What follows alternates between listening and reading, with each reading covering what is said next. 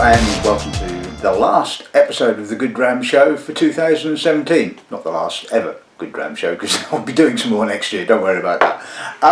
And what a year it's been, has to be said. I think every year I kind of like sort of look back and think, damn, it's been a good year for whiskey. There's been some amazing stuff bottled over the course of the previous 12 months, and I think I've shared a number of those bottlings with you guys, and well, I'm hoping that that we're going to go out of 2017 on a bit of a bang, as you can see from the title page, we're looking at some new releases from the Glenglassaugh distillery. Now, I still think it's a real shame that Glenglassaugh is not so well known as the two other distilleries owned by the Ben Ryack Distillery Company, i.e. Ben Ryack and Glendronach. And although there has been a number of releases since the distillery was bought by the Ben Ryack Distillery Company, it feels like not a lot has actually happened. I mean, the core range is essentially the same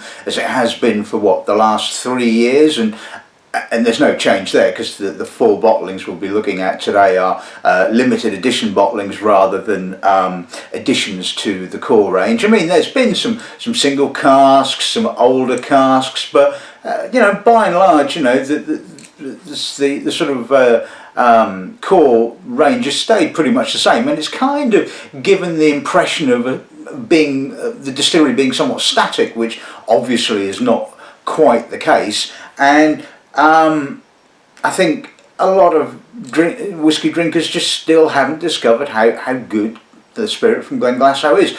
It seems to mature really early, has a lovely sweetness and a lovely barley character, and like I said, lends itself to being bottled at a relatively young age. I mean, the three core bottlings all have no age statement and contain what appears to be relatively young spirit, but it's never sort of spirity or sort of fainty. It's just got a lovely sweetness, and those of you with long memories may well remember the Spirit Drink bottling that they released a few years back, which was essentially cut down straight off the still, and it just had a lovely sweetness to it, and I really liked that. And ever since then, I've really liked the whiskies that the distillery has released. So it was just like to say a big thank you to the Ben Ryack Distillery Company for the samples for today's tasting, and they just seem to have gone a bit mad, and all these different wood finishes suddenly appeared, and not only for Glenglassaugh, but the two other distilleries, Glendronach and Ben Ryack, which incidentally we'll be looking at in the next episode of the show. But for today we're going to concentrate on Glenglassaugh, and well, not really a great deal much else to say apart from let's take a look at today's lineup. Right, okay, so all of these bottlings don't carry an age statement, which, like I said earlier, is just not a particular big issue as far as I'm concerned, because the spirit seems to be drinkable from such an early age. I don't think there's any necessity to bother with age statements. And yes, there are people that still grumble about, I'll never buy no age statement whiskey.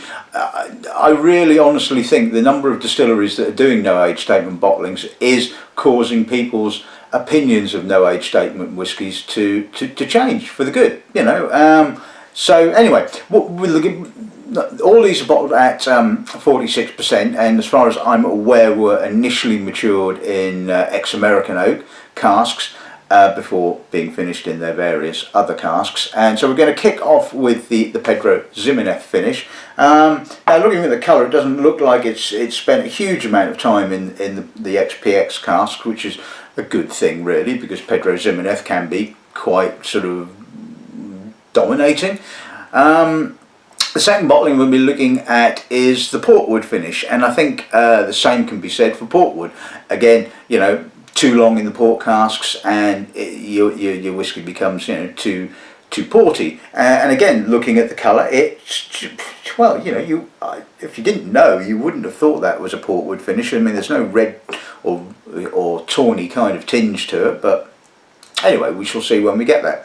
And the last two bottlings are both peated Glenglassaugh. Now I don't know quite what the peating level is. I mean, there's the Torfa, which is part of the core range, I think is peated to around about 20 parts per million. So I would assume that we're talking a similar kind of peating level. And the first one we'll be looking at is the peated virgin oak finish. Now I like virgin oak, and it seems to me that a lot of distilleries sort of, you know, over the last year or two seem to have had a bit of a fetish for using virgin oak. Again, I think you have to be a bit careful with it because it can be give you quite an aggressive oak character. But you know, when I think when used quite nicely, it gives you a sort of sometimes a grainy kind of wood character, almost a bit like using French oak or something like that. And the final one we're going to be looking at of the peated ones is the port finish. This one has a little bit more colour, so maybe it spent a little more time in the port. And sometimes peat and wine finishes can be quite entertaining, I think. So I'm quite looking forward to today's tasting, and I think this is going to be quite interesting. So. Without further ado, let's kick off with the PX finish. Right, okay, so let's see what the nose gives us on this one, shall we? As the colour, or the lack of colour, shall we say, suggests, I'm getting a lot of lovely barley character. Fresh citrus, apricot, and the PX is adding a little bit of treacle in the background, a little bit of spice, touch of dried fruit, some licorice. There's a faint saltiness there as well, and which I always used to find quite surprising. And then I actually had a look to see where the distillery was, and well, slap bang by the coast. So that's kind of understandable. Lovely, really fresh, full, juicy, and the nice thing about, yes, these are all limited editions, but they're not going to break the bank. You know, $59.95 I think these are all going to retail for, which I think is pretty good in actual fact. I mean, this is lovely nose, like I said, full, barleyed, bit of coffee now. Yeah, really, really impressive. Let's see what the palate gives us.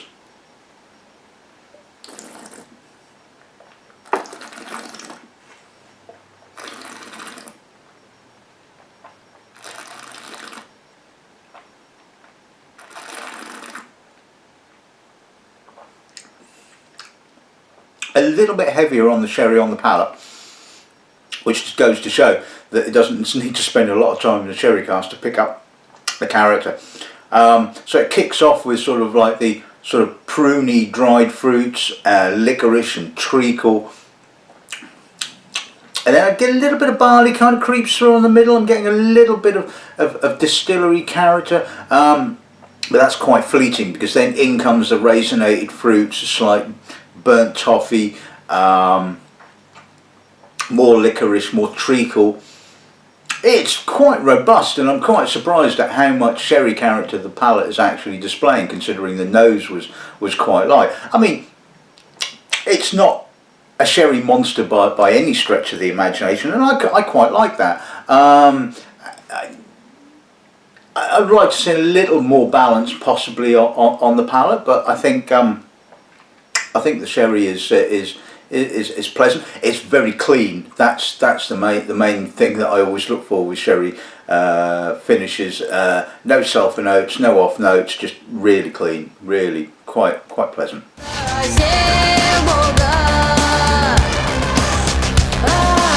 Okay, so let's move on to the port finish. Let's see what the nose gives us on this end.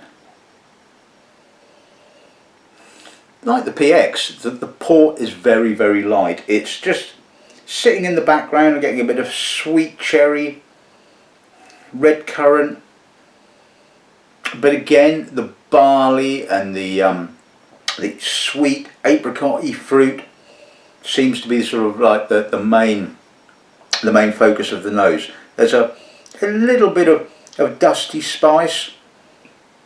And again, I think the balance on certainly on the nose is absolutely superb.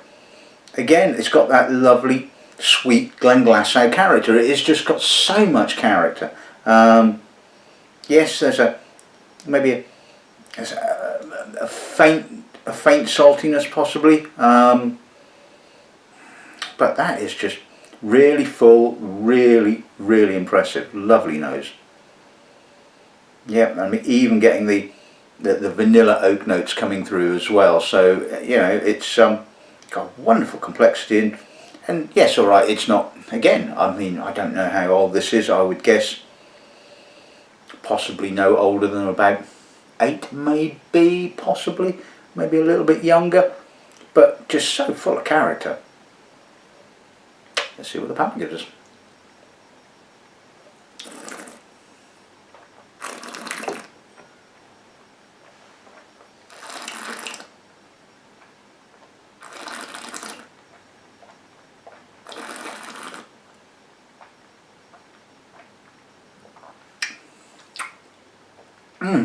Lovely, lots of toasty oak, possibly slightly better balanced on the palate than the PX.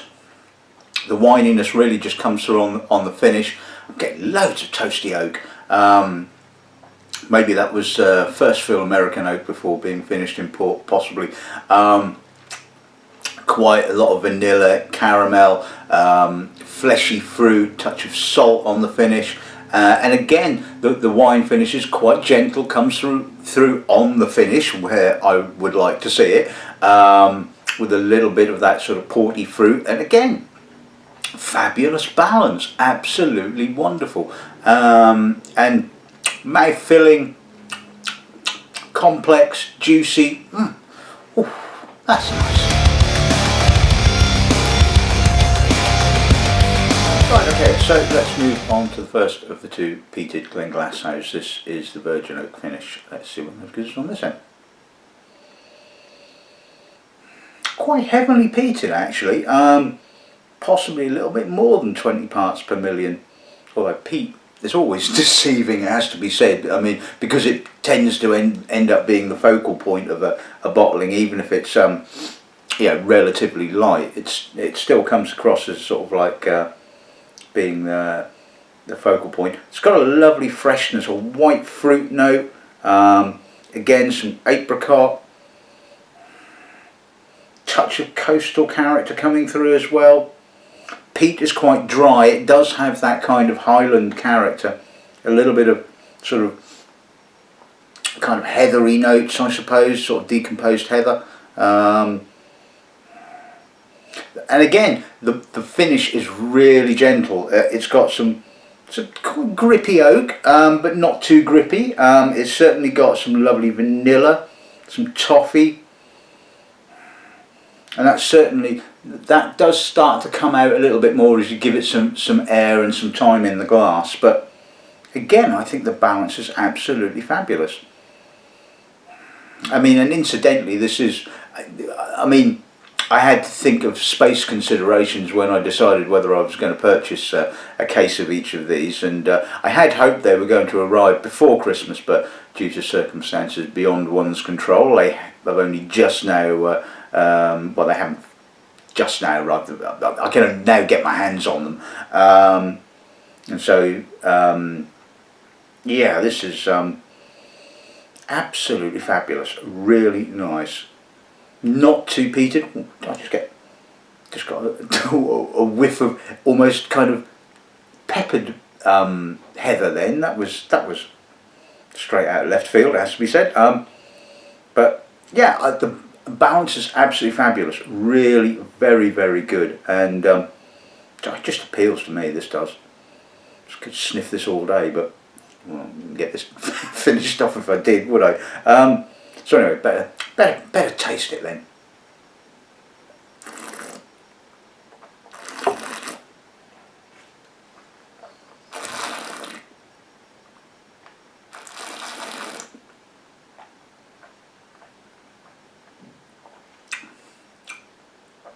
Again, really balanced, classy, The oak is a little bit grippy, a little bit spicy, but obviously adds some lovely vanillins as well, and that's kind of the opener, shall we say, on the palate. And then you get some a sensation of the fruit. Again, it feels quite rounded, quite full, and then the peat comes through on the finish. It has that sort of slightly ashy, dusty kind of character. Again, quite dry, quite Highland in character. A little bit of salt, but I'm not getting any of the usual Isla kind of peaty kind of notes, which is exactly what I want from a peated Highland. Yeah, as I've said on a few occasions, certainly, the peat heart springs to mind. I hate to sort of to bang on about it, but obviously, we're not too happy about the comments, or well, maybe they weren't. I don't know, certainly didn't retweet my tweet, shall we say, and although nobody said we think you're talking crap, obviously the silence says it all, shall we say. But to me, this is what a Highland peated malt should be about: delicate, ashy, dry, dustier, not trying to just sort of like ape an Isla, balanced. That is bloody good. Right, okay, and let's move on to the peated port then. Let's see what the nose gives us on this. A little bit heavier on the port, which I suppose is not a surprise, given the colour is slightly deeper than the unpeated port finish. Again, the peat is quite dry, quite ashy. I'm getting less of the sort of spirit character, and it's more about the sort of like the port and the peat. I mean, it's certainly not a kind of, you know, a sort of monstrous kind of weird combination. I mean, it's actually, again, really quite elegant, quite delicate. I mean, I am actually now getting a little bit of kind of fleshy fruit. Give it sort of, let it settle, and with not swill it around like that, because that seems to sort of bring out the peat character. Again, it's got a lovely kind of slightly herbally, slightly heathery kind of peat note. Some sweet oak, sweet porty dried fruits. Oh, again, I just love that. It's just so elegant, and it's not sort of, it's understated, almost a little bit like, I guess, the distillery itself. You know, it seems to be quite understated, and that kind of comes through in its spirit, has to be said. Maybe that's just me, but yeah. Anyway, let's see what the palate's like.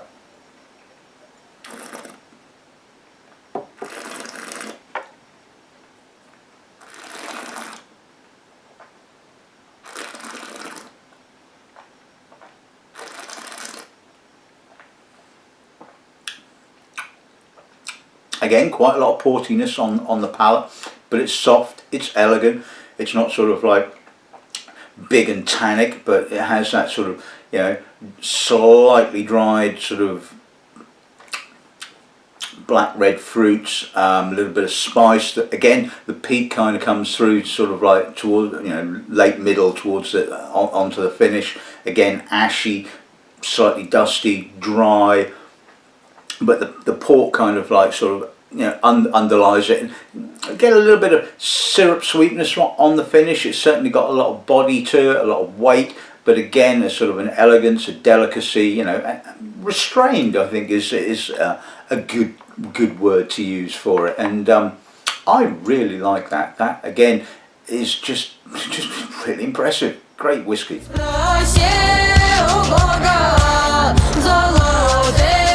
Right, okay, so let's sum today's episode of the show up. So once again, like I say, a big thank you to the distillery and the Ben Wright Distillery Company for the samples, and it was difficult. I mean, you know, I do the three core bottlings, and I liked all four of these whiskies, but in the end I decided, you know, if I'm going to just, you know, space limitations, I'll just stock the two peated ones, because they were just sort of just really ticked my boxes, it has to be said. But I think the PX finish, I think classy, elegant, delicate, not overdone, really well balanced. I think if you like a little bit of sherry in your whiskey, then I think the PX finish is certainly one to look at. And like I said, not particularly expensive, so you know it's not going to. It's another limited edition that's not going to break the bank. I think the same could be said for the portwood. Again, really nicely balanced, delicate, elegant. Yes, all right, the PX maybe had a little bit more sherry character on the palate, but you know, if you like that kind of style of whiskey, then you're obviously going to really enjoy that. And this, I think the same goes for the portwood. Again, really balanced, elegant, and sort of not too OTT on the finish. So again, I think another really lovely malt.